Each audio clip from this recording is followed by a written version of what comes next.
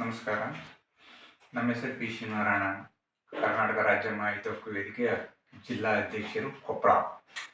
ನಾವು ಈ 2005 ಮಾಹಿತಿ ಹಕ್ಕು ಕಾಯ್ದೆಯು ಜಾರಿಗೆ ಬಂದು 20 ವರ್ಷಗಳ ಪೂರ್ಣಗೊಂಡಿದ್ದರಿಂದ ನಾವು ಇದನ್ನು ರಾಯಚೂರಿನಲ್ಲಿ ಒಂದು ಸಂಭ್ರಮಾಚರಣೆಯಿಂದ ಹಮ್ಮಿಕೊಂಡಿದ್ದು, ಈ ಕಾರ್ಯಕ್ರಮಕ್ಕೆ ಎಲ್ಲ ನಮ್ಮ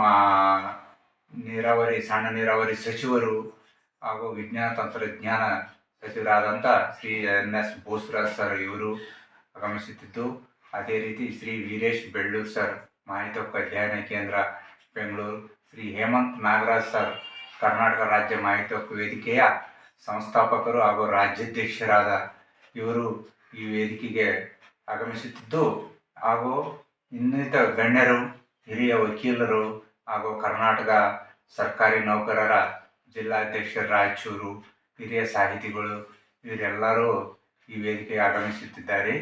ಇದನ್ನು ನಾವು ಅಲ್ಲಿ ಒಂದು ದಿನದ ಕಾರ್ಯಾಗಾರವನ್ನು ಹಮ್ಮಿಕೊಳ್ಳಲಾಗಿದೆ. ಈ ಕಾರ್ಯಾಗಾರಕ್ಕೆ ಪ್ರತಿಯೊಬ್ಬರೂ ಎಲ್ಲ ಮಾಹಿತಿ ಹಕ್ಕು ಬಳಕೆದಾರರು ಬಂದು ಇದನ್ನು ಸದುಪಯೋಗ ಪಡಿಸಿಕೊಳ್ಳಬೇಕೆಂದು ಕೇಳಿಕೊಳ್ಳುತ್ತೇವೆ.